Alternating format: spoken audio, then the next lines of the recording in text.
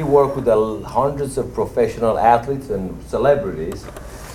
One of his clients happened to be Khloe Kardashian, and he worked with her on The Revenge Body, right? 3 years on that TV show.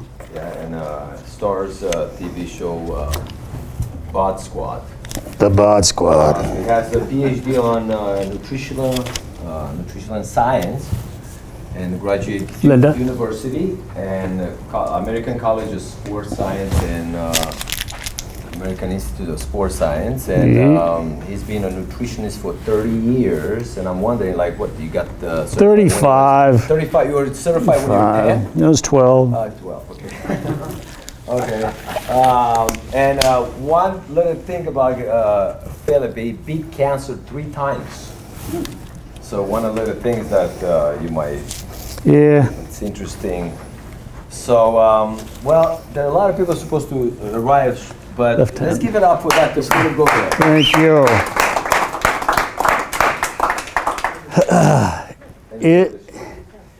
It is always a pleasure to do stuff with Leo. I did what is a trainer symposium a few years back before the whole COVID thing, right? Right. Yeah. And that was amazing. People were so engaged. It was a lot of fun. Today is going to be full on Nutrition 101 with a ton of interruptive questions because I like to, talk and ask questions while I'm chatting. I dig the fireside chat kind of deal. I am shut up. Highly inappropriate and semi-sarcastic. But this is filled with science, which is why I'm sarcastic about it, because it's boring otherwise and you guys would leave.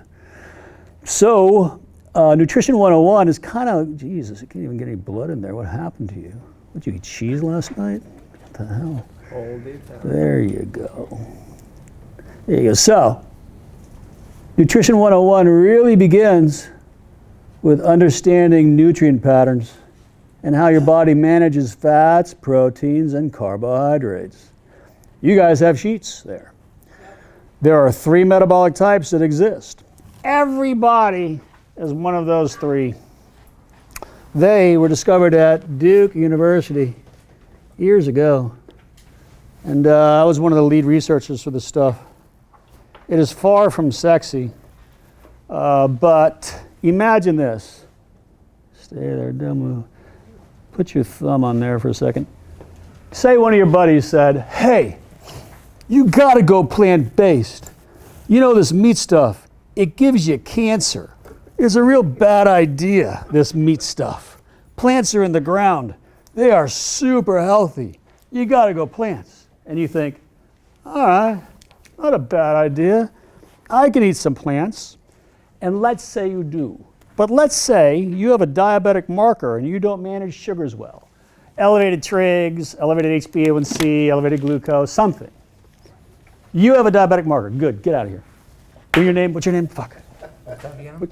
Huh? Octavian? Octavian? With a Octavian. Not Octavian, but Octavian. Like barbarian. Jesus. Octavian. So, let's say you have a diabetic marker. You don't manage sugars well, but you're about to start a plant-based food program. This is literally all sugar. Is that a good idea or bad idea? Bad idea. Flip it around. Let's say somebody says to you, dude, those carbs, they're bloating the shit out of you. They're making you fat as hell. You got to go meat-based, fats, proteins. And you think, all right, maybe apples are making me fat. Screw it. I want apples. I'll back off the carbs. But you have a marker in your lipid profile that indicates that you lay down plaque in your arteries faster than you can spit. So you don't manage fats well. Is this a good idea or bad idea, that food plan? There you go. There are 3 metabolic types. All food is generally healthy, but how do you know what healthy nutrient pattern best suits you? It's inherently found in your lipid profile, hematocrit hemoglobin, and HbA1c. Which is why when somebody comes into the office, and I see about 24 folks a day, somebody comes into the office, you run their blood and determine metabolic structure and type, and then start breaking down caloric patterns and lifestyle and water intake, which is exactly what we're going to do today. So, you guys all work out, right? Training, working out. Leo's training you, the trainers in here training you. Training. Does training make you strong or make you weak? Need an answer. Strong. All agreed? Strong. Training makes you strong. So at the end of that training session, when you leave this gym, you are stronger? What? You're not stronger. Who has left the gym at the end of that 1 hour session stronger than when they came in? You looked at yourself. So I had to talk to your trainer because he wasn't hitting it hard. At the end, if I were to take you to Gold's Gym and take you through a leg day, at the end of leg day, you stronger or weaker? Weaker. Thank you. What happened to your muscle? Tore it down. You tore it down. So isn't training a catabolic event that really makes us weak? So training is a catabolic event. It makes us weak. Therefore, it inflames us. There are two important integral parts of the fitness chain: catabolic environments, anabolic environments. And they are linked and they are bedfellows. Training is a catabolic environment, which is why you feel sore the next day or delayed onset soreness 48 hours later. Training breaks muscle tissue down, it inflames us. Your physique, aesthetics, performance change in anabolic environments. That ain't the gym. It's kitchen bedroom. What is your sleep hygiene? Have you even heard the word? Is your sleep metabolic? What does that mean? And do you even consume enough food to promote appropriate tissue repair based on your metabolic type? What? You guys just heard cats talking. It's cool. So ultimately, that nutrition program, that sleep structure is anabolic. That's where physique, performance, aesthetics change. And if you're training strategically and your nutrition and your sleep is not as strategic as your training, how much fitness and performance and aesthetics are you really leaving on the table? So they're equal bed partners, man. They are really latched together. Now, when I talk to a regular civilian, they come into my office first visit in, they're like, you know, I've really backed off my foods and I hired Tommy the trainer for $250 an hour. He's killing me and he says he's really going to change my physique, but lately my back's been hurting. I don't get it. My left shoulder is kind of achy. Because they backed off their food, not eating enough for tissue repair and for energy. And before you know it, they're not stronger anymore, they're weaker, and then they bend over to pet their cat and their back goes out, and then they say, fuck this, and they go order pizza. So, welcome to America. Welcome to America. So that's kind of that civilian attitude where food is adversarial. It is not an advocate for physique change, and you see it all the time in commercials and ads. Oh, America eats too much. I don't know. When I get a client in my office, let's even take Tommy, the 400-pound fat guy. Tommy, what are you eating? Jesus Christ, you're 400 pounds and huge. Well, honestly, you know, I get a latte at Starbucks and I get a muffin. Now, Tommy's 400 pounds. And then I get to the office, and I don't know, maybe I steal Billy's half a muffin. I have salad with the girls because, fuck, well, I'm fat and I don't want anybody to see me eat. Steve here. Sure. And then, well, you know, I gotta be honest with you, I sneak a couple Snickers bars in the bathroom with me later on in the day with a triple espresso because I'm so fucking exhausted. At night, I don't know, man, I'm so tired. Maybe I eat nothing, maybe I have soup, maybe I have a loaf of bread, maybe I have nothing, maybe I have a burger, I don't know. Let's say Tommy is 50% body fat. No one is 50% body fat, generally speaking. That means Tommy has 200 pounds of lean tissue on his frame that is carrying 200 pounds of stuff that doesn't move. Does that sound like Tommy's overeaten? Tommy views food as adversarial. He wants to go out and walk for an hour, but he's too goddamn tired to do it because food's the enemy for him, and he's been told time and time again, you're fat because you overeat. And Tommy's eating half a bran muffin and salad and the occasional Snickers bar. You know, he's been fed inappropriate information by a medical or health community. And God bless them, because I work with tons of MDs, they refer to me all the time. So I'm an absolute not shit talker in medicine world. But the folks that send me people know that that's not their wheelhouse. Their wheelhouse is managing disease and disorder. then my wheelhouse is helping to support that as it relates to tissue repair and autoimmune and health and wellness, right? Now, that's a civilian fat guy story. The athlete, though, the athlete sees foods not as adversarial. He sees foods as consequential. So he's going to look right at you and go, you eat a cookie, you're going to look like a goddamn cookie. Eat a salmon, you'll look like a salmon. 3 bites of a cookie. It was only 3 bites. It's not turning into salmon. It's a goddamn cookie. Consequential versus adversarial. It's kind of neat. But I think that with all the concern about obesity out there, 70% of our population has a weight issue. You know, people view food as adversarial because they just don't know. Like they're really good at stuff, like their business, their career, they're really good at it. And then when it comes to food programming, they're on Instagram or TikTok or something and go, I'm going to start intermittent fasting. You guys have heard of that. 2 years ago, they called that skipping breakfast. I don't know. Now there's a name for it. I'm intermittent fasting, bro. Yeah. Now, but let's look at that for a second. I'm going to intermittent fast. I'm not eating a goddamn thing till 1 in the afternoon. I introduce you to, I don't know, one of my Phil Gaiman, pro cyclist. Phil says to you, 7 a.m., I'm headed out on a training ride. I'm out there for 4 hours. But shit, I'm intermittent fasting. I probably shouldn't eat, right? What? It makes no sense. Somebody coming in? Makes no sense.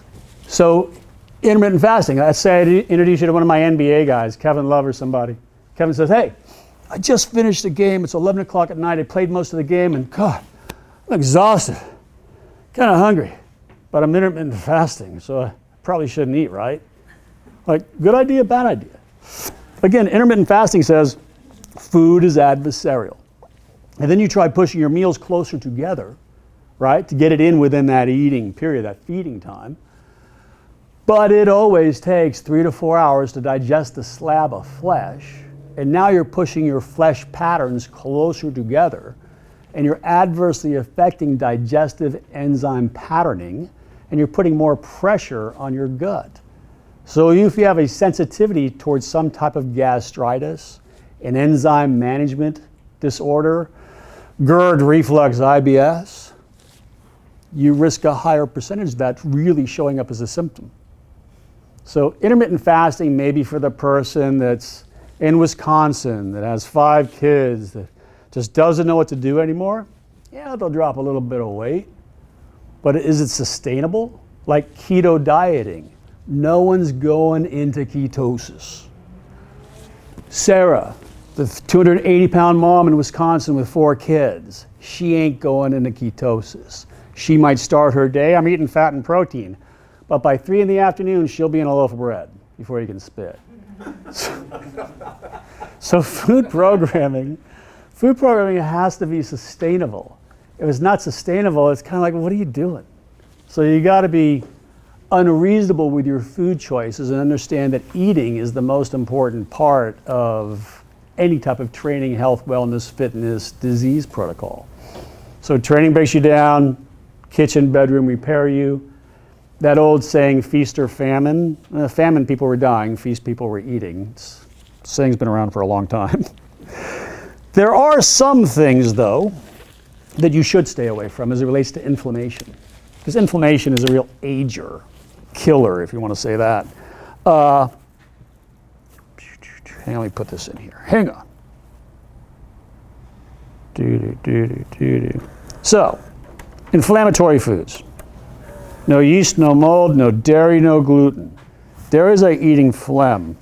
No one eats dairy. Like, I don't mind someone's non-fat triple cappuccino, I get that. But other than that, dairy's out. Like if you ask any performance athlete, hey, how much dairy are you eating? They're going to say 0, because it's the maltose and lactose that we don't manage well. And then it promotes phlegm, mucus, adversely affects cardiovascular capacity, and then many of us are even symptomatic of the bloating and gas and stuff. So dairy's out. Yeast, mold, gluten. No bread, breads, muffins, bagels, Hoy breads, sandwich breads. If it's mashy and fluffy, sits on a shelf, sliced up in a bag, no, it's yeast and mold. It's inflamed. What? What? About the dairy, does it matter if it's raw dairy? or So processed? that's a good question. I'll give it to you. That's a good question. We take a trip. We go to France. We're in the country. And there's a bunch of French people making some dairy. It's not homogenized or pasteurized. It is made to be eaten and drank. Yes, there's maltose and lactose in it, but it's a completely different enzyme pattern. We'll absorb it more efficiently, but if we have a real intolerance, it'll still show up. That's why in France, like things are not, here, things are made for shelf life. Economy, right? Made to be set on the shelf, set there for a while so somebody ultimately buys it. In Europe, the bread is made in the morning, it's hard as a rock by 3 in the afternoon, they give it to the birds, they make some more bread. It's different. Here in the US, just bread as an example, has 10 times the original gluten in it that comes from wheat. Because gluten is a shelf life thing. So it's just weird, but you're right. Like in Europe, having a few pieces of bread, cool, because it's going to go bad in a second. And some dairy, different type of enzyme pattern, because it's not homogenized and pasteurized. I have raced motorsport for years. I was Rookie of the Year for Dodge. I race with McLaren now. There was a buddy of mine. He owned California cheese. A guy named Mike. I forget Mike's last name. Anyways, I said, how the hell do you make your money, man? I don't tell anybody to eat dairy. Like, what are you doing? Because we make our money buying the dairy back. Like, what? Yeah. The dairy goes bad. We buy it back, pennies on the dollar. We throw it back into the dairy population. We cleanse it and then remake it and sell it again because it's a culture. Just a biological culture. It's crazy. And he said, do you know that actually like the non-fat milks and stuff are blue before we turn them white? We take everything out of it, then put the cheapest calcium back into it, and then process it and turn it white again. It's crazy shit. It's nuts. That's a long-winded dairy story. You smoke gluten and no breads? Beans. Beans are high mold and you have to soak them for 24 hours. No one soaks a bean for 24 hours, so generally beans are out. One weird vegetable, eggplant. The reason why beans are out is because they're a ground food, so they're high mold. One weird vegetable, eggplant. Eggplant is inflammatory. Left hand, finger. This won't hurt me a bit. Do you want a clean or dirty needle? What do you want? You look dirty to me. We're going dirty. Eggplant's inflammatory. Even for me, when I have eggplant, it's funny. I kind of feel my tongue itch. So it's one of those vegetables that are a no. Stay right there. Don't move. Soy, like tofu. Tofu is a high phytoestrogen. No one should be eating a bunch of estrogen. So tofu is generally a no. It's inflammatory unless you really are vegetarian-based, and then there's a place for it. But generally, no tofu. And then recently, medium chain triglyceride has really been on everybody's vision board about coconut oil. But coconut oil is a triglyceride. Great for your skin, which is why it puffs it up a little bit. And it's kind of okay for your brain, but horrible for your gut because it's inflammatory, because it's a triglyceride. So no coconut oil. And those are kind of the inflammatory things. So when people say to me, you know, do I need a food allergy test? Allergy is different than a sensitivity. Like those inflammatory foods are sensitive. And a true allergy is where you end up anaphylactic and you're sticking a needle in your neck. But that's kind of the inflammatory rule. So if you stay away from those inflammatory foods, generally, you've stayed away from the majority of your sensitivities. What is your name? Anthony. But since we do need fats, but all the fats we eat, they're all triglycerides. So which specifically... saturated fat is not a trig. A trig comes from sugar that's stored in your liver, converts to triglyceride fat. Okay. So unsaturated triglycerides. Or saturated fat. I eat a chicken breast. There ain't no trigs in there. It's protein and fat. I eat a potato at the wrong time of day. I eat a potato at midnight. I go to bed on it. I'm not running a marathon after dinner. Where will that sugar go if I don't use it? Straight to liver. Go to my liver. Because I'm not using it as a glucose source. I'm not going to use it as energy. Once that sugar hits your liver, it converts to triglyceride fat. Triglycerides, Most volatile, inflammatory, aging, and water-retentive, diabetic, medical rat bastard fat you can have. So the lower the better for that number. Did I make myself clear? Medical rat bastard of fats. So let's go back to the ultra low calorie food plan thing again. So somebody's on a low calorie food program. We've all talked about losing weight, right? It's not a person in the world that hasn't talked about, I want to lose some weight. Do you guys want to lose weight? Or do you want to lose size? What's the most important thing? Size. Thank you, dear God. Thank you, a voice of reason. Octavarian. Where are you? Octavarian. You mean barbarian. Octavarian. It's an age-related thing. So, ultra low calorie food programming, like literally fattest guy in the room eats the least. If under eating worked, people wouldn't be fat. I know that's counterintuitive, but really think about it. Go back to Tommy, the 400-pound fat guy. He ain't dropping weight on 1,200 calories a day. He has 200 pounds of muscle on him. So, ultra low calorie food programming may induce some type of weight loss, but if you're in the gym training and breaking down muscle tissue and you're not repairing it, what will you lose as weight first? There you go. This is why you end up weaker and then up injured. So you don't really want to lose weight. You want to lose size. You want to weigh as much as you can, take up less room in the room. Right? 5 pounds of muscle, 5 pounds of fat. Which one's bigger? So this literally takes up an ass load of room, swear to God. I see it all day long.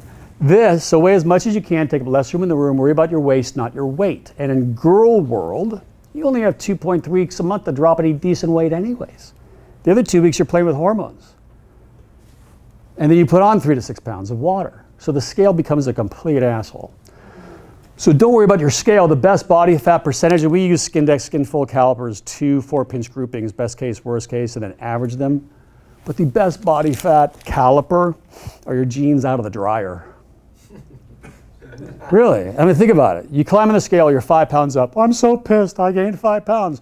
But you go to your dryer, you grab out your Levi's, you slide them on, they just button. You happy now? No one's asking you about your weight. Leo, when you go to Nordstrom's and you buy your dress, yes. You know you're buying dress size, not dress weight. Dress size. So take up less room in the room, weigh as much as you can. That's really the goal. So food, again, is not adversarial, it's just consequential.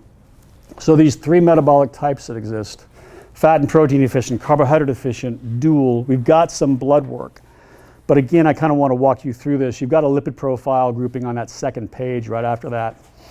So I want to walk you through definitions of what lipids are so you guys kind of have a better understanding.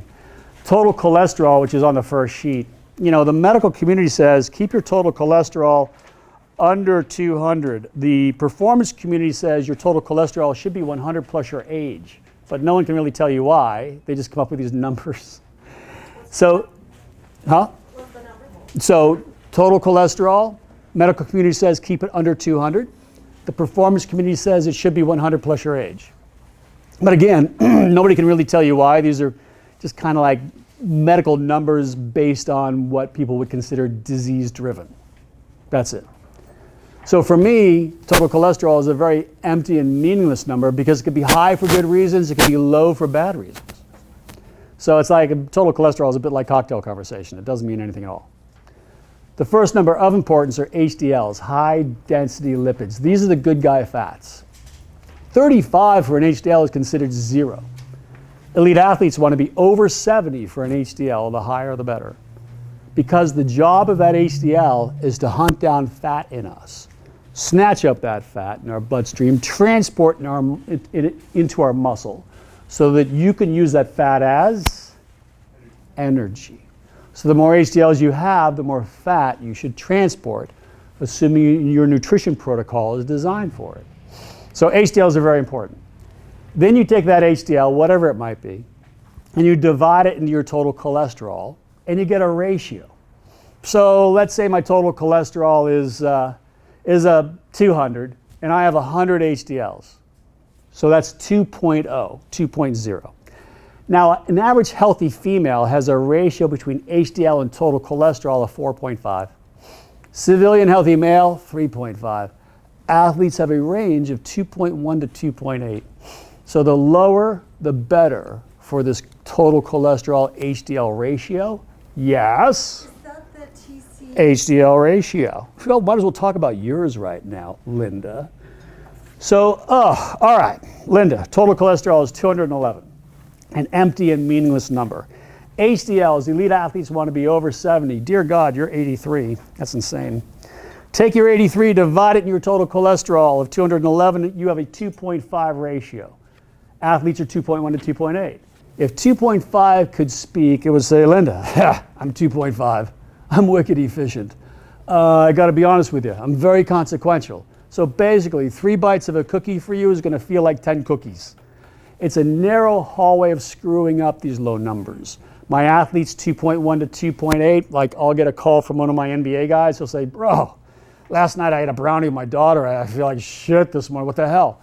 I'm like, Tommy, you got a 2.1 ratio. Duh, you're going to feel everything. And then he says, yeah, I get it. That makes sense. So the lower the number, the more consequential you are in your choice making. It's a narrow hallway of screwing up, which is why many times people say, my metabolism sucks. I don't have one. Oh my God. And they've got a 2.3 ratio. And they just don't understand that the littlest thing really bites them in the ass. Yes? Okay, let's say you don't have like a machine to check your cholesterol all the time. Mm-hmm. What are the effects like that your body will show right away? Signs. Usually Just so that the symptoms of a very high ratio, be feeling sluggish, tired, watery, retentive, maybe even cognitive brain fog like that. But ultimately, because everything is so technically driven now, we all have medical portals. And whenever you go in for an annual physical, they always run a metabolic panel, a CBC, and a lipid profile. So if you can go into your Kaiser, Blue Shield, or whatever medical portal, I guarantee you your LDLs or your lipid profile is in there. So anyways, that's your ratio. Then you take a look at LDLs. LDLs are bad guy fats. The lower, the better for an LDL, a bad guy fat. Under 100 is what you really want. It has levels. When your LDL sits between 100 and 130, that's always environmental. It always indicates an under-eating pattern. It's low enough to send a message to your body to store fat to protect you. 100 to 130. 130 to 160, environmental and a splash of genetics. They call that hypercholesterolemia. A little of mom and dad, a little genetics. But over 160, that's a real genetic marker for laying down plaque in your arteries and picking out a really cute coffin over at Costco. Your reads NA because your trigs are so goddamn low. But if I had to do the math, it's about 119, 120. So you, grasshopper, are a notorious undereater. There you go. Stand up, take a bow. Trigs, triglyceride fat, the final type of fat that floats around in us. It does not come from eating fat. It comes from eating sugar you don't use well. Because of poor insulin response, it has to go somewhere. It's shuttled into your liver. It converts to triglyceride fat. Triglyceride fat, the most volatile, inflammatory, aging, water-retentive, diabetic, medical rat bastard fat we have, the lower the better. It also has levels. Under 110, desirable, lower the better. 110 to 145, environmental, like, oops, I ate sugar at night, and then, well, I didn't run a marathon, I went to bed. And then you didn't use the sugar, and you stored it as triglyceride fat. That's 110 to 145, environmental. 145 to 175, environmental, little bit of genetics from mom and dad, like a sugar sensitivity, like hyper and hypoglycemia. You know, sensitivity. And then over 175 is a true diabetic marker, and it's generally attached to something called an HbA1c, which is a 90-day recall of sugars in your liver. Your trig is 45. Hell, it's as low as mine. That's in the tank. It's great. And your glucose is a little spiky at 105, but you've eaten something today, so it's fine. Glucose is just a 2-hour recall of sugars hanging out in your bloodstream, based on your... normal glucose. Fine, 105 is fine. It's great. It just shows you've eaten something, that's all. So then the question is, well, who are you? Well, you manage proteins really great with an HDL of 83. You manage fats just fine if you eat enough food. Oh, look, your trigs are under 45. You manage sugars just well, too. All 3 nutrients are used equally as well. Which one are you? So on the bottom one. All right, there you go. So duals, about The relief. 10% of the population or so are dual. We used to think smaller years ago, but with all the research, it's a little higher. Duals, the most consequential of all three metabolic types. So, the littlest thing will set you off a little bit. It's literally like the Ferrari of metabolisms. It's a great, great car, but you cannot take your Ferrari and drop it off at Jiffy Lube. Like, that's a bad idea. Duals are equally as good at cardiovascular and weight training. And I know that because, where's your number? Where'd it go? Because your hematocrit is 41%. You see your crit? So another test we take is something called hematocrit. Hematocrit is the oxygen trapped in your red cells. It indicates endurance capacity or holy shit, am I exhausted? So while you're training, did I write it on there? Say 41 up above that? Say 41 or not? Write down 41.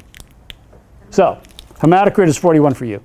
Hematocrit indicates things like exhaustion, like an anemic reaction, or if it's a higher hematocrit, you've got tons of oxygen in your red cells with a great endurance capacity. The sweet spot for elite female athletes is 44 to 48. You're at 41. It's not a bad start. But remember, training pulls the oxygen out of you. Nutrition is shoving it back in. High iron foods like beets, spinach, asparagus, almonds, eggs, red meat. High iron foods promote that oxygen transport through nitric oxide. Yes? I remember you saying something about beans. Beans are moldy. Don't eat beans. Out. Completely. Unless you're a vegetarian, then beans have a place, but you got to, prepare them correctly. Yes? Well, I mean, if you do soak your beans for 24 hours, Then you can have them. lower the, That's always about. I'm sorry, what? You lower the mold count. Then you can cook them. So that's Well, the okay. iron usually makes you gassy, which makes you feel bloated. No, what makes you feel gassy and bloated is mold, not iron. There's mold in beans? Yeah, they're a ground food. Oh, interesting. Yeah, there's mold in melon. Like cantaloupe, really moldy. It's a ground food. Yeah, anything moldy is inflammatory and gassy and bloating, like that. So beans, generally speaking, athletes, athletic food programming, no one eats a bean unless they're a vegetarian base. What? What was your list of high iron foods? Spinach, asparagus, almonds, eggs, red meat. Don't worry about it. In the back of this wonderful nutrition journal that you guys can have, there's a high iron food list. Jesus, where were we? Oh, yeah, dual. So Ferrari-esque, but exceedingly consequential in either direction. Equally as good at cardiovascular and weight training, very balanced. So when you're on point, you'll get what you want. When you're not on point, you start to undereat, you will crash and burn quick. The sweet spot for hematocrit for guys, for elite athletes, is 48 to 52%. At 50, USADA, VADA, the UCI, they assume the athlete's doping, so they send you to the tent with Lance Armstrong. Well, you're not trying if you're not cheating, but whatever. So that's the lipid profile story. Does that make sense? So once understanding metabolic type, you want your blood done? You just sitting there? Oh, Just hanging out? want to be as close as possible. Yeah, whatever. So, to sarcasm. Next up is really understanding heat patterns calorically. Again, going back to food as adversarial, or is it an advocate for physique change? So you have all heard, I have a fast metabolism, I have a slow one, right? Is that accurate? No, it's not. But you hear it, I have a fast metabolism, I have a slow metabolism. She has a really fast metabolism. It's not a fast or slow thing. Metabolism is actually a function of heat. It is hot or cold. And there are three metabolic thermostats, left hand, finger. All I have are dirty needles left. Sorry. It's good. Oops. No, it's a clean needle. I swear.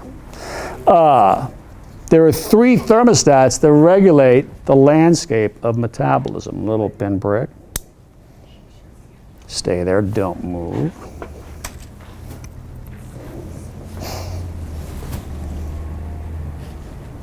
This just sucks up the blood in a little capillary tube. You guys all heard of Theranos? Yeah. You guys have seen the documentary and stuff?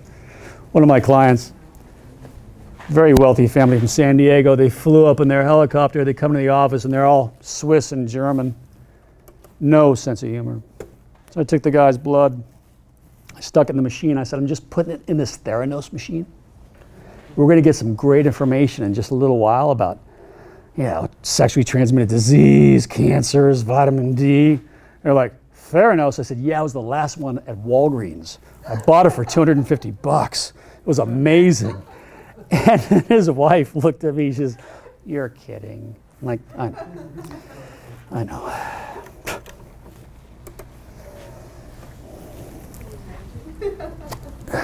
Let's see. Yeah, no shit. What? The fine gentleman behind me wants this too. Well, I'm not doing it. Fine. What is your name? Wendy. Wendy. All right, Wendy. Thank you. So, For breakfast. what did I have for breakfast today? I had 8 ounces of salmon and half a cup of rice. Morty. I know. What would you eat if you had cholesterol? If I had a cholesterol issue, I'd have 8 ounces of salmon and half a cup of rice. So all fats are not created equal. Like even with like a high carbohydrate plant-based food program, still some of that comes from fat. You can see that on your sheet, that front page. So you got to have some fat because they work together. Like nuts and seeds. What about like cactus? Like cactus? Yeah. Cactus is great. They're good for cholesterol. Yeah, cactus is good. Eggs or your protein. But cactus isn't going to fix pizza, is it? It's not going to fix a skip meal, is it? So all these foods are great. They can be the best or worst of medicine, depending on how you eat them specifically for you. So there ain't no food out there that's going to cure cancer. No. But foods promote performance, youthful future, body composition, cognitive focus, digestion, sleep, mood, that sort of thing. They can contribute to that. That's the beauty of nutrition, is really understanding it as it relates to your specific individual chemistry, like this, and your lifestyle. Like, how can I make this thing sustainable? Kind of like that. So, this metabolism thing, it is heat driven. There are 3 thermostats that regulate our heat patterns. The first thermostat is very interesting. I'll use my whiteboard here. Oh, I don't have a whiteboard. Imagine a thermostat, like 100 degrees of heat, 0 degrees of heat. And that thermostat, that thermometer, is tied to a timeline, like days of the week. Day 1, day 2, day 3, 4, 5, 6, 7. This first thermostat has 3 rules it follows that sound counterintuitive, but when I say them, you'll say, oh shit, I get that. That makes sense. So, rule 1, your metabolism is a function of heat. It is not fast or slow, it is hot or cold. Because of rule 2, the definition of a calorie, does anybody know what that is? It is the amount of... Close enough. It's a heat energy unit. Oh my God, quiet. It's a heat energy unit, right? Calories are heat energy units. Metabolism can't be fast or slow then. It's got to be hot or cold because it's a function of that caloric heat. Rule 3, fat is a lipid. It's an oil. It only converts to energy in a calorically hot environment, like butter on a stove. So eating really isn't eating. Eating is heating. Not eating is cooling. Feast or famine, right?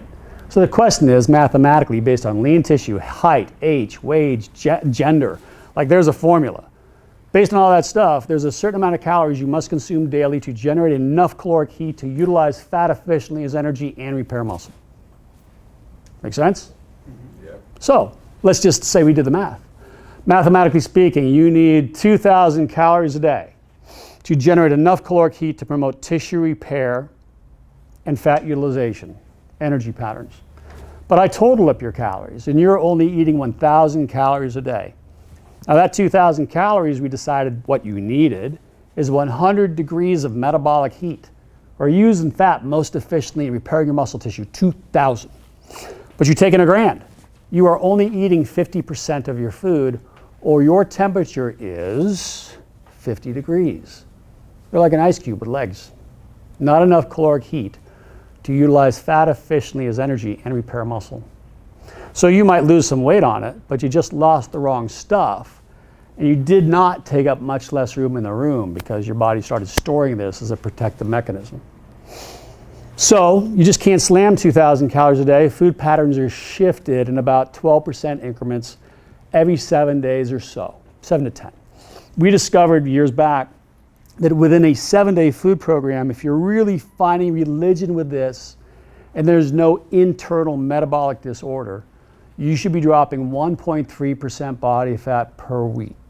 That is inclusive of one date night meal a week to eat whatever that meal, not day, one free meal a week to eat whatever you want.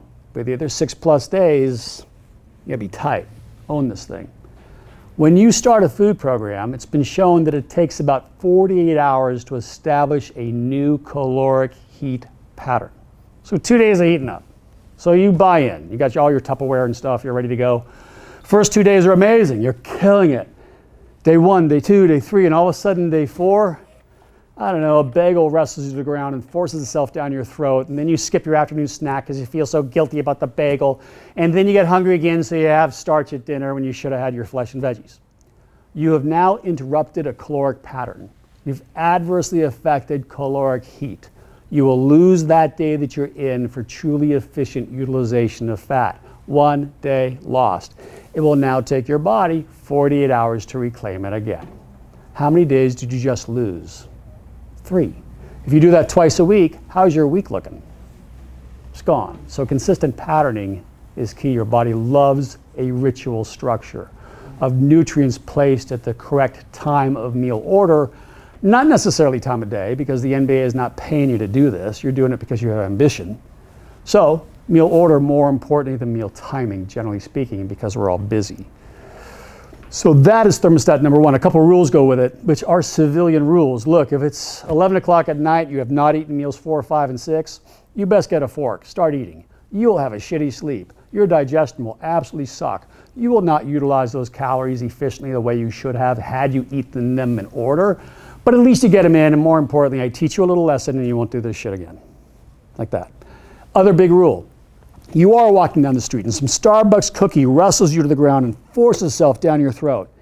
And you eat it. You know, you can eat it. But know that it's got a consequence. It's not going to fix a bad hair day. It's a goddamn cookie. If you do eat the cookie, add it into your food pattern. Do not substitute it for what you should be eating. And ideally, eat the legal food first. Like if your afternoon snack is a fruit and 12 almonds, and you're just dying for the cookie, fine, eat the cookie. You'll probably only eat half because you're already full. So like add a plate, eat the legal stuff first, and have a few bites of the illegal food so you don't look like the idiot at the table. Kind of like that. So always add in, never substitute. That's important. The other rule, you're on this food plan, you're buying into it, and you get to meal number 4 and you think, this guy Goglia, I originally bought in, but he's nuts. I can't eat this shit. I'm too full. You can't skip the meal. Take 2 bites, toss it aside. Thumbprint your patterns. Do not skip your meals. Do not force the food down, because at that point, foods become a bit adversarial. You have some food aversion, like, well, if I see another piece of chicken again, I'm gonna kill somebody. Like that. Eat what you can, let the rest go. As you develop more muscle tissue, you have more active tissue in you, it will create an elevated appetite pattern. You'll want more food. Let it happen and occur naturally, organically, based on your own tissue repair and your own time in that anabolic environment. It's kind of like water consumption. People always say to me, but I'm not thirsty. Why should I drink the water? I'm like, yeah, you're not thirsty because 3 years ago, your body said, dude, I'm thirsty. I could use some water. And then you said, I'm not pissing again. I'm wicked busy. Talk to me later. And ultimately, your body adapted to that low water pattern and it stopped telling you. Our appetite patterns are the same way. At some point, it said, dude, I could use some food. And you said, no, my pants are tight. And then ultimately, it just stopped telling you after a while because it adapted. Our bodies are adaptive. That's why we survive. Humans adapt. Yes? How long you reestablish the water pattern? So the water pattern, that is the next thermostat we will talk about. Who knows what the definition of water is? H2O. Yeah, that's technical. Hang on. Wendy, where are you? Here, come and get your little thing. I did. I sent her back. Go back, sit down. Here. So, Gracias. it's so funny. You know, I'm not on the gram or the TikTok stuff. I don't dig that stuff. I always tell people, my clients, definition of water, fish must swim in it. And some guy on the gram and stuff was slamming me about the true definition, scientific definition of water. And it drove me insane because I felt like he was bullying me. It drove me nuts. So for me, working with civilians, definition of water is fish must swim in it. Not sparkling, bubbly flavored. Those are beverages. This is water. The purpose of water, other than moving nutrients and toxins through your system, is to control your temperature. So it circulates through you. You naturally perspire and sweat like we're doing right now. And in turn, because of that perspiration and sweat, we control the temperature so we can manage our environments. Like a triathlete would or cyclist would. NBA guy, NFL guy, a guy inside a race car, managing perspiration and sweat so they don't implode. This is important. The rule of thumb, if someone is inactive, is half of your body weight in ounces of water consumed a day. So if you weigh 200 pounds, your minimum amount is 100 ounces. The easiest way to count your water is in liters, because liters are basically 33 ounces. 3 liters is 100, 6 liters is 200. Easy to count, liter bottles. If you are active, it's up to your weight in ounces of water. So if you weigh 200 pounds, 200 ounces if you're active, 6 liters. The more you drink, the more you thirst. In the beginning, you literally will become intimate with every restroom in your area. You will piss like crazy. You'll meet new friends. You'll get restroom keys. It's cool. The water regulates our temperature, right? If your water's low and you don't manage temperature correctly because of improper perspiration and sweat, there is this thing called a sweat rate, which is ultimately a mathematical formula, which is what we use with our endurance athletes.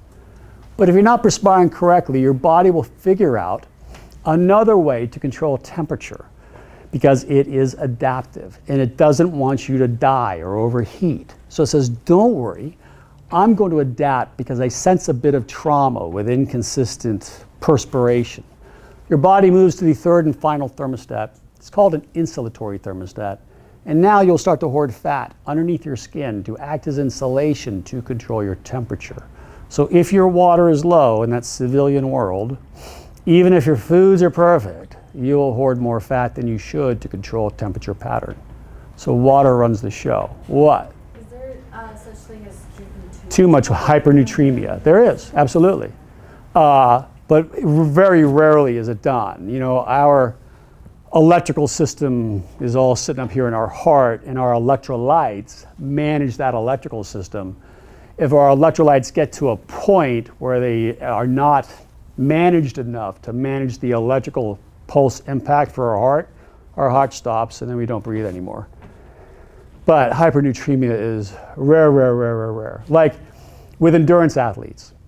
And I raced bicycles for years, and I work with some of the top pro triathletes, and Tower 26 here in town, all the very elite triathletes.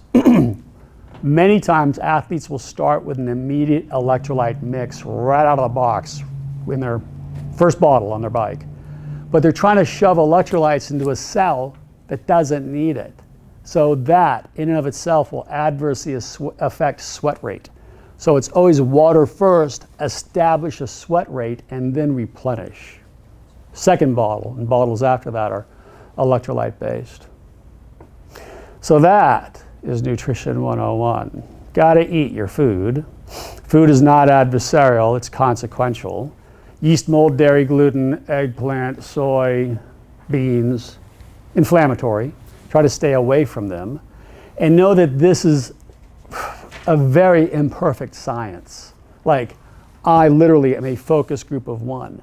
There are many other opinions out there, and I, having done this for 35 years, am highly respectful of them.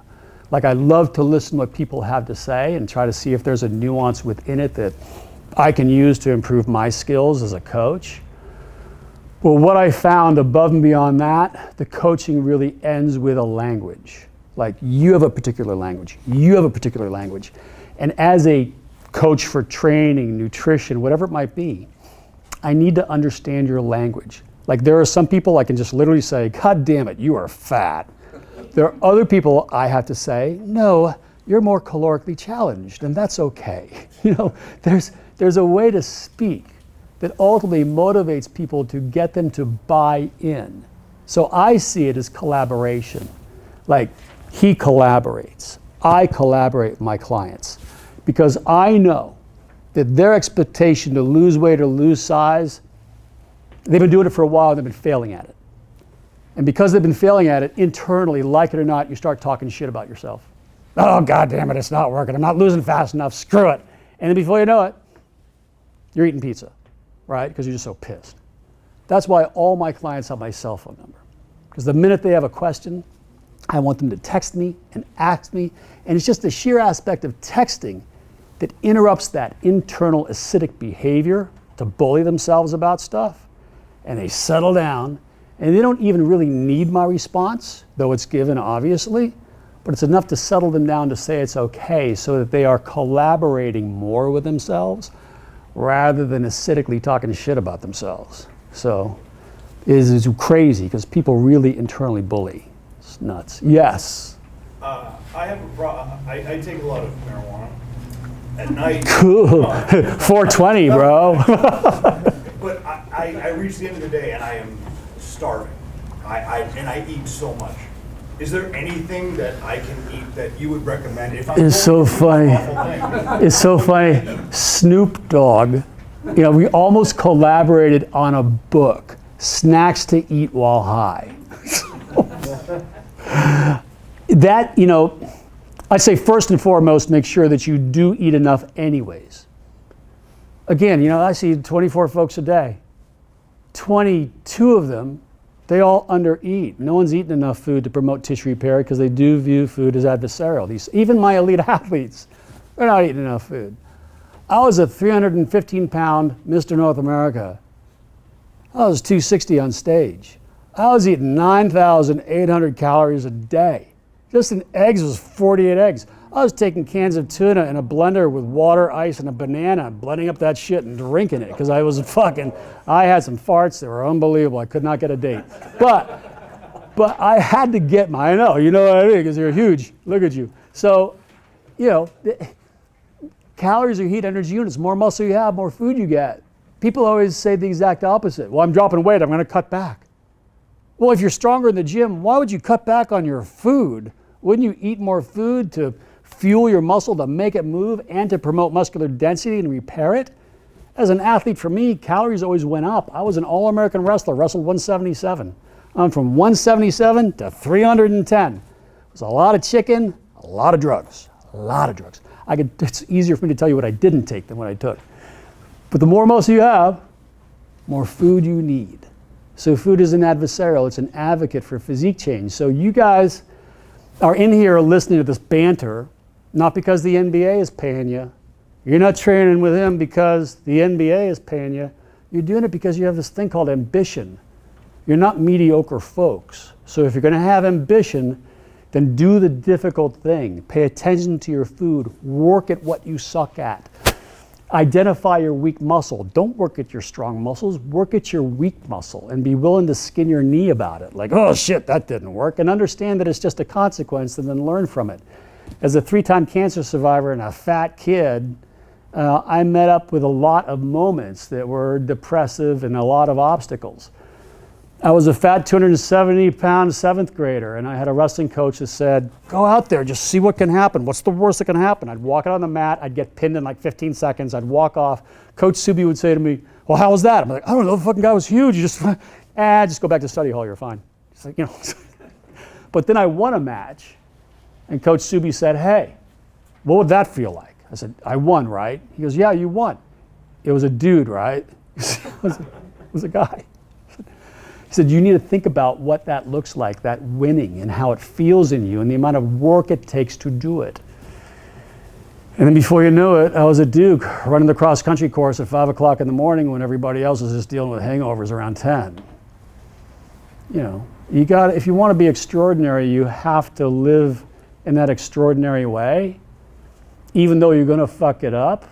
And then you have to live with intent and integrity and a lot of gratitude, even though you're gonna fuck it up. I fuck it up all the time, but I'm the first guy to fall on my sword and own it. And the first guy to say, that's fucking cool, teach me how to do that. And again, going back to like all this nutrition shit, I'm just a focus group of one. I've been doing it for 30, 35 years, so I must know a little something. If I sucked at it, I'd be working at Starbucks. But nothing wrong with Starbucks. But you know, that being said, I think it really boils down to how do I teach you how to do this so that you commit to me for the next 10 days and document your foods in your oh so pain in the ass nutrition journal, so when you come back in, we got something to talk about. It's all language. Yes? All right, so talk to us a little bit about alcohol. Alcohol. And I brought some today. okay, so and also after that, what timing? Like you say, if you eat too late, you have Yeah. to sleep. What's the? Yeah, I want to take you guys through kind of a food plan. This is really good vodka. This is really good tequila. Alcohols, all of them, are ultimately a poison, and you won't do so well if you drink too much of them. And there's probably not a good decision that comes from being hammered. But if you drink fermented alcohol, like a great red wine with your bone-in ribeye, the wines are fermented, so they are yeast and mold bound. So if you do choose a wine, because they are inflammatory, it's like drinking bread, there is a rule to manage the yeast and mold. It's 3 glasses of water for every glass of wine or beer you drink to manage the yeast and mold. The better choice is distilled vodka tequila. And chances are you'll drink less of it because you get a quicker buzz rather than 3.5 glasses of wine. So vodka tequila over beer and wine generally, but if you're having your wine, and wine lovers love red, deep reds, because the flavor is deep and rich, and the richer it is, the more mold it carries. I always tell my wine guys, well, try to drink a dry white, and they look at me like I just shot them with some 40 cal. Like, what? White? No. So dry whites are always best over the deep reds, but better than that, vodka tequila. That's the alcohol story. And if you're gonna drink, try to do it after 10 in the morning. Just thought. So Scotch bourbon is cool, only taken with a really good Cuban cigar, but if you do drink it, because it is wheat-based, it is high gluten. It's a lower sugar pattern, but it's still high gluten and inflammatory, and should only have a round ice cube, ideally. What about the meals? What timing? So meals. So here's just like a typical meal example.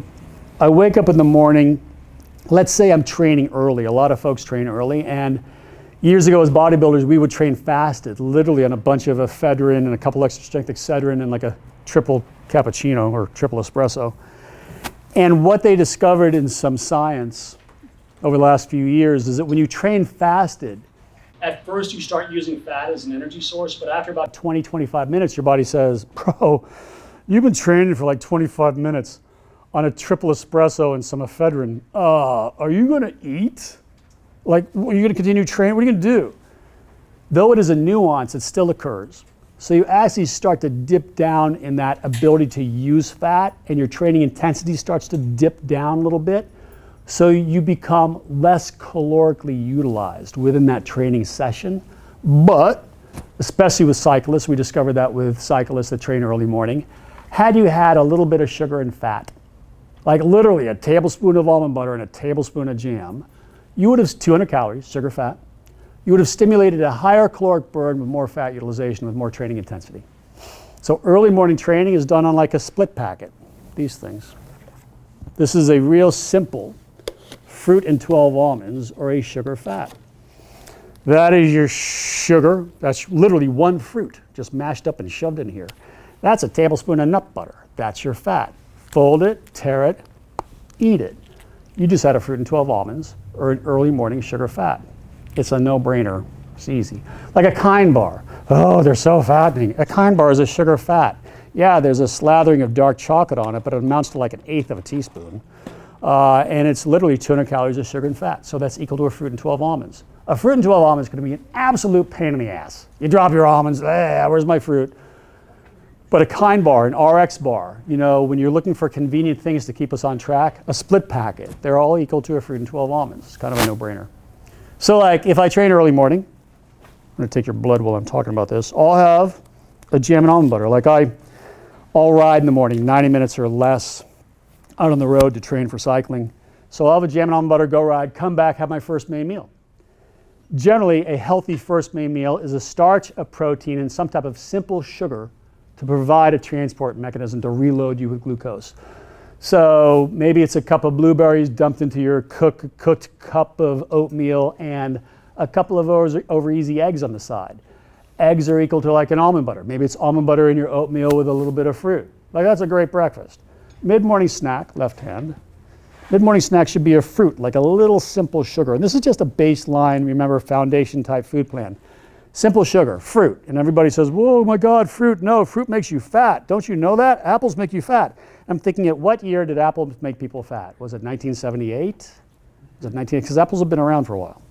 So it's 100 calories of simple sugar as a bridge to get you to lunch. So the definition of protein is meat with eyes. Chicken, fish, steak, turkey, eggs. If it can run, swim, take a dump in the woods, or bite you, if it's got a heartbeat, it's a goddamn protein. Everything else, except for nuts and seeds, is sugar. Lettuce leaf is sugar, potato sugar, rice sugar, fruit sugar. It's all fucking sugar if it doesn't have a goddamn heartbeat, except for nuts and seeds. There might be some amino acids in beans and such, and that's certainly a vegetarian conversation that I do like having. But meat with eyes, easy to think about. Female, imagine that. That's a chicken breast. That's 4 ounces. Just use your hand. That's 4 ounces of chicken breast. That's 8 ounces. So if you're a dude, ideally, you want 8 ounces of flesh at lunch. Women, generally 4. That's a post-cooking number. So a chicken breast. I need a starch at lunch, a little energy source food to get me through the day because that's not the end of my day. Stay there. So female, maybe it's a half a cup of rice, half a baked potato, half a yam. It's a little starchy thing. And some veggie for digestion. I don't care what kind of veggie it is, and veggies are generally open-ended, though remember, peas and corn are not vegetables, they're starches. They're on a different list. So, some kind of veggie, some kind of starch, and if you're a guy, it's a full starch, whole cup of rice, whole baked potato, whole yam, like that. And then 2 afternoon snacks. For guys, it's always sugar, fat, like fruit, nut. Or split, kind bar. Women, it's a fruit nut, energy source. Late afternoon, an optional fruit. Dinner, literally, generally speaking, for everyone, is protein and veggies. Now, the best time to repair your muscle is when your body's at rest. When is your biggest rest time? There you go. So protein repairs muscle, and the best time to repair it is while you sleep. When should you have your biggest protein meal? Yeah, thank you very much. So, hang on, don't go away. What's your name? Parker. Thank you, Parker. Have a seat. Parker. So, all proteins are not created equally. Athletically speaking, fatty fish, lean red meat, athletes consumed at night. But why? Fatty fish, those omegas, reduce inflammation, they promote deep REM sleep. If you can deep REM faster, longer, deeper, your body releases more growth hormone, your sleep becomes more metabolic. Lean red meat, lean. Filet, flank, hanger, not bone-in stuff, those are your date night meals. Filet, flank, hanger. Higher in iron, shuttling iron and nitric oxide to your red, shuttling oxygen. So you wake up with more endurance capacity and a deep sleep. So strategically, athletes consume lean red meat, fatty fish, salmon, sea bass, black cod, Arctic char, filet, flank, hanger at night. Poultry is fine, totally fine. It is low fat, but other than that, it's kind of benign. So athletes, or the athletic choice, is poultry lunch, fatty fish, lean red meat dinner.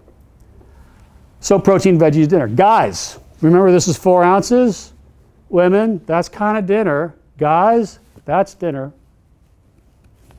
Up to 16 ounces of flesh post-cooking. It's 20 ounces before. Get your flesh in. Let your body digest it while you're sleeping. After dinner, again, counterintuitive. It's funny. After dinner, people always say, well, I don't eat anything after dinner because, fuck, I don't have anything. And I say, why not have 100 calories of simple sugar? I don't care if it's a tablespoon of honey, a tablespoon of jam, a piece of fruit, half a cup of sorbet. What? Well, think about it for a second. I feed a 6-year-old kid some sugar. In the moment, he's freaking out. About 15 minutes later, what's he doing? He's asleep, out like a light. So that simple sugar spikes you and drops you. It shuttles sugars out of your bloodstream at a faster rate with insulin response. So you sleep deeper faster, your sleep is more metabolic, you release more growth hormone while you're deep REMing. You wake up more rested, utilizing your nutrients more efficiently. Again, it's a nuance, but it's cool. It's nice to know. Do not attach a fat to it at night like nuts and stuff like that. It's sugar only. So that's a typical day. And then you drink your water, and then you will wake up in the middle of the night to pee a bunch because you drink more water, and I am to blame for that. I get it. So that's kind of a typical day.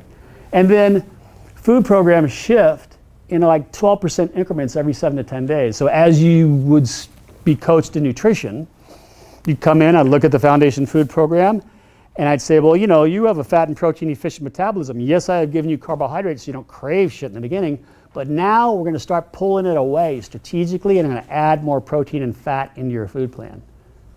And remember, nuts and seeds, mostly fat, little protein, and then chicken, fish, steak, turkey, eggs, mostly protein, little fat. So those are for tissue repair, the nuts and seeds, nut butters and such. That's an energy source generally attached to a sugar like a fruit.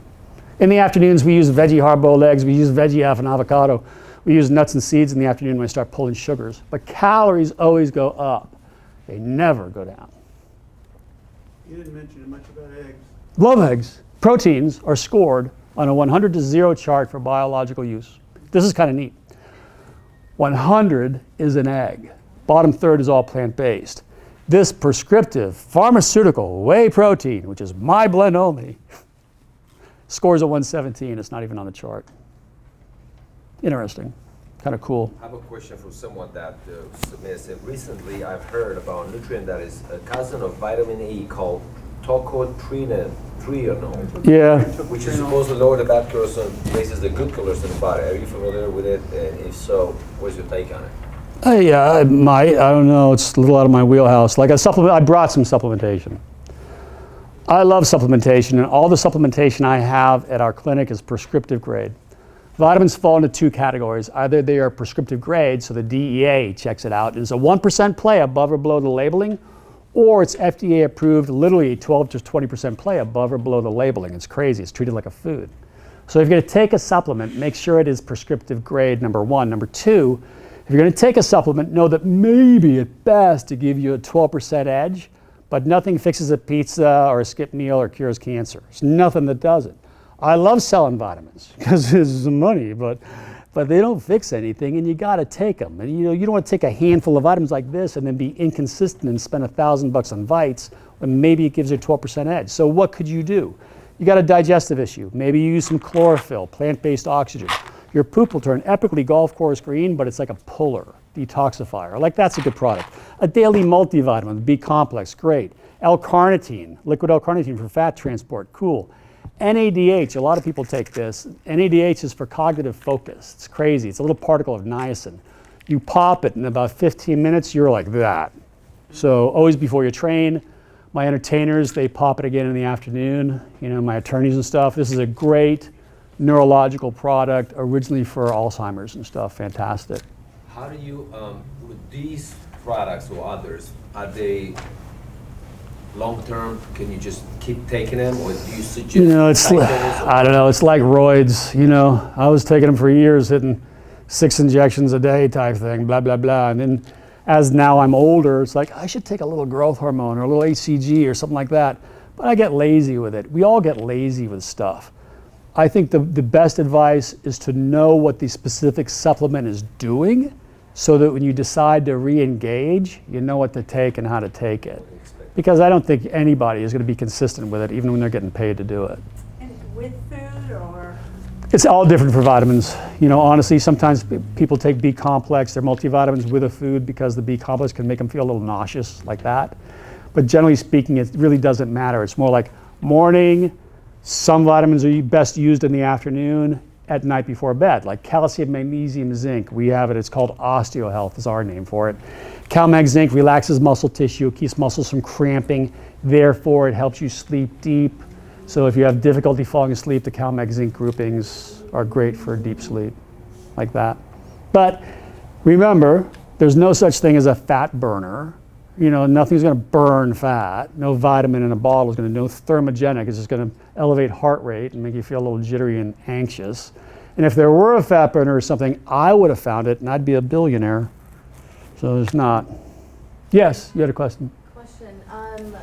What are your thoughts on the multivitamins that are beef organ supplements that are used as multivitamins? You know, Would that be a better or? it's hard to say. It's how they're processed. Like when you talk prescriptive or like this is bi and tri-peptide bound, cold processed, you know, there's a whole thing to it that creates a biological availability.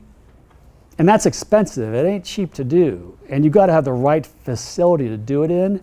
Usually like the raw livers and those organ stuff, they're not I mean, I used to do raw liver powder in my protein shake years ago. I don't know how much of it got into me, but I was like, fuck it, I'll take it anyways.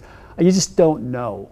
Like, I can't give you a good answer for that because I don't know how much you'll absorb, but generally speaking, it's hard to absorb those types of things because of how our digestive acids hit it and then ultimately destroy it or transport it. It's hard. I have another question. Yes. Since dairy is off the table, would you say there's a better alternative? And then my second question is, do you think a vegan diet is not sustainable since a lot of it is inflammatory foods like You know, soy and dairy? I think vegan diets are very sustainable if you've got a real lipid marker. Like if just genetically, you got an HDL of 35 and an LDL that just wants to sit at $160, $170, you've got to be plant-based. Got to be. You don't have a choice. And there are many, like Dr. Prager burger's great, quinoa burger's great, coconut not so great. You know, it's going to bounce your trim up, you know.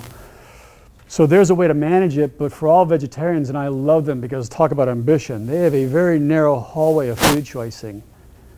You know, as the restaurants are limited, foods are limited, and they got to get enough calories in it. It becomes a conversation about that. And like, but you know, it's like somebody saying, well, and don't worry, because I had 4 cups of beans for dinner last night. Okay, well, that was a lot of sugar. What the fuck? You know, it's like, holy shit. You know, there's a better way to manage it like that. And the other question was, oh, substitutes for dairy. Almond milk is great. You know, hemp milk, almond milk, rice milk, flax seed milk. The one that is not so great, and you really have to look at the label for it, Parker. There you go. Oh, Parker. The one you got to really is oat milk, because generally most oat milks have added fat to it. And well, yeah, there's maybe some sugar in there too, but it's usually like 50% fat practically in that oat milk. So I'd stay away from it, unless you really read in the labels where it's just mashed up oats. So read the labels, almond milk is really the go-to. Yes?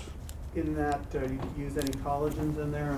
No, collagen is a separate thing. Like Vital Proteins is a good company. Yeah. You know, they've been around for 1,000 years. And they were one of the first guys to come out with good collagen, so they've got good research.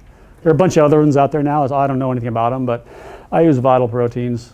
And collagen's great for your joints, hair, nails, eyes, all that stuff.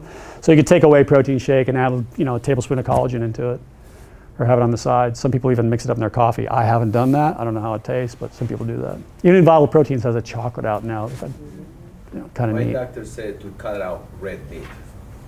Yeah, because you're fat, you know. No, but so you said eat red. So, but that's you can't fault the doctor for saying that, because that's in dealing with civilians. Tommy goes and sees his doctor. The first thing that doctor is taught is that Tommy can't stand a food program. He's going to eat like shit because he's a civilian and the NBA isn't paying him. So what can that doctor do to help ensure that his cholesterol is better managed, or he starts to lose some weight? Tommy, how much red meat are you eating, bro? Stop that. Cut that out. Your cholesterol is too high. Back off the red meat. It's a saturated fat. Try to eat some fish. That's really what the medical community is taught in med school. It's literally one nutrition course, and they're taught how to manage disease, disorders, and medication. So in a civilian environment, that's a great answer. It's fine. It's just safe. It's just like a doctor will always say, you feel what? Go to the emergency room. He's not going to sit there and tell you how to figure it out. He's going to tell you to get help immediately. Go to the emergency room. I have a hangnail. Go to the emergency room. It's where he sends you, because that's the safe answer. So the medical community will always give you best case safe answer with the assumption that you're gonna screw shit up anyways. You're gonna fuck it up. And which is why so many internists and head of gastroenterology sends me all his people. Bariatric surgeons send me people. Orthopedics, PTs, they all send people to the office because they know their surgery won't be worth a shit unless they're on foods. And they're not taught foods. They see 40 people a day. The insurance pays them 1/3 of what they bill out. It's a churn and burn because of the insurance companies and how people get paid. Me, I'm 30 minutes in the office with somebody with a weekly follow-up. I get to sit and chat and crack jokes and tell them how to eat right. So I have that time, but the medical community doesn't, and they should not be faulted for not really sitting with somebody and telling because they just don't have the time. Can you eat too many eggs? Yeah, eventually you end up with like egg aversion and start puking eggs. Well, I had an egg eating contest once. I ate 74 eggs at once. So Yeah, well, it was it's bad. So I eat 6 eggs a day. Fine, as long as you're and you would know that that's fine if you got high HDLs and low LDLs. I eat 6 eggs a day. Well, shoot, look at your LDLs are 82 and your HDLs are 78. Eat all you want. As a bodybuilder, again, I was eating 48 eggs a day. And my total cholesterol was 125, my HDLs were 82, my LDLs were 68. I don't have a problem with that shit at all, but I was training my ass off too, and then, using a few things to help manage tissue repair. So eggs are like but egg whites, interesting enough, 70, 80, 90 calories in a whole egg, depending on the size, 11 calories in an egg white, and it's an incomplete protein. So many people will say to me, "And you'll be happy, I'm eating egg whites." I'm like, fuck. So you're eating air, basically. There's nothing in it. So you could have a couple of eggs, but let's say you're hungry. You can add some whites to it to create volume, cool, but don't rely on an egg white for a protein because it's an incomplete protein, unless you attach it to another protein like chicken or something, which is why the yolk is so important. Yes? Another question, do you think coffee is a good metabolic food, and should you eat before you drink coffee, and how? I don't know. What? What? I think coffee is fine. I love black coffee. I think it's great. I think it gives you cognitive stimulation.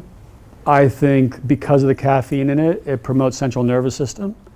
But you won't find people with a great deal of anxiety consuming a bunch of coffee because of the caffeine content. Should you have it with meals, without meals? I don't know. It's a nuance. For me, I make a triple non-fat cappuccino every freaking morning in my kitchen because literally it's a ritual for me. And I like making it, and I have a few sips of it, and I stop drinking it when it gets cold because it tastes like shit. I don't know, that's just me. There's some people that they count calories. What do you think about that? Should you count calories? So, well, let me ask that back. When you go to a restaurant and you look at a menu, are you counting calories or are you looking for a chicken breast? Anybody? I mean, when you're looking at that menu, are there calories attached to it? No. You go to Voltaire or wherever, you're looking at a menu and there's a shrimp cocktail. You go, that's protein. That's cool. I need protein. Oh, look, they've got a nice 12-ounce slab of salmon. Give me that. I always tell my clients it's cool to count calories, but you don't go to a restaurant counting calories or grams of protein, fats, carbs. Because let's say you say, for my day, I get 200 grams of carbohydrate. And I've saved them. I'm having them tonight for dinner. Well, isn't that an energy source food? I thought you were going to bed. Shouldn't you have had those grams of carbohydrate earlier in your day when you could use them as a part of your energy pattern, right? So I always just go back to easy. And again, we're saying it again, I'm a focus group of 1. I'm not the smartest guy in the world. Like, that's a chicken breast. That's 2 chicken breasts. You're a female looking for dinner, I gotta have some protein that kind of looks like that. So maybe I have the tuna sashimi appetizer and the grilled salmon as my dinner with steamed veggies and some sorbet for dessert. And then because I want to have a little party favor, I take my tequila and I pour it over my sorbet in front of everybody. I don't know. It's a good trick. Yes? If eliminating pizza is just unrealistic lifestyle-wise, or I'm more like a 2 to 3 cheat meal a week person, is it all out the window and I should just give up, or is there a good silver plan that I the silver plan, the bronze plan? Yeah. I think the bronze plan is just what can you do? Like if pizza is going to be a part of your strategic lifestyle, and you go, it is, man. You go, okay, I'll drink my water. I'll get my water in. I'll drink 150 ounces a day. I'll do that. I'll knock out my cardio. and you are not obese, you know, sitting around with a 34 or 36-inch waist, everything fits okay, and you're happy and you got a good smile on your face, like what are the things that you can do successfully and feel good about, rather than things that you might not do fully or semi-half-assed that you'll talk shit about. Like don't start criticizing yourself. Go, I'll drink water, I'm gonna eat the pizza, it's that important to me. Maybe some point down the road, I want so much pizza, I'll deal with that later. Like that. That's how I see it. Like if somebody says, you know, Goglia, if you don't give me a piece of chocolate a day, I can't stay on this food plan. I'm like, great, piece of chocolate a day, done, we're in. What time will you have it? What? Well, I need to know what time you're gonna have it, because now you're gonna have it. You're gonna have the chocolate. I'll have it at 7. Fine, 7 o'clock every night, you get that piece of chocolate, write it down in your journal. They do it, and then after a while, I see the journal like, bro, where's the chocolate? I don't know, it just doesn't appeal much anymore. Just kind of not into it. So I had a French client. She misses her family. She was cheating on her foods like crazy. I said, what do you mean, what do you want? She goes, I want a croissant for breakfast, because that was family time, and that's when we all sat down and chatted and talked. I said, eat the croissant. What? Eat the croissant, but you still have to eat my other food. 2 weeks later, she wasn't eating it. Didn't matter much anymore. But as soon as you make something inappropriate, right, illegal, so for some reason you want it more, and then you're trying to kick yourself out of the corral and get into the pasture to go eat the stuff. So think of it more like that, like psychologically, and put it into your pattern. Like Wednesday is going to be pizza night, and so is Fridays. Fuck it, so is Mondays. You know, but make it a thing and make it okay, and just understand that there's a consequence from it. And if you're not seeing the consequence, or you're okay with the consequence, whatever it is, be okay with it. Like, I just hate talking shit to myself or to anybody else. I'm like, figure out how to collaborate with your choices and understand the consequence of the choices.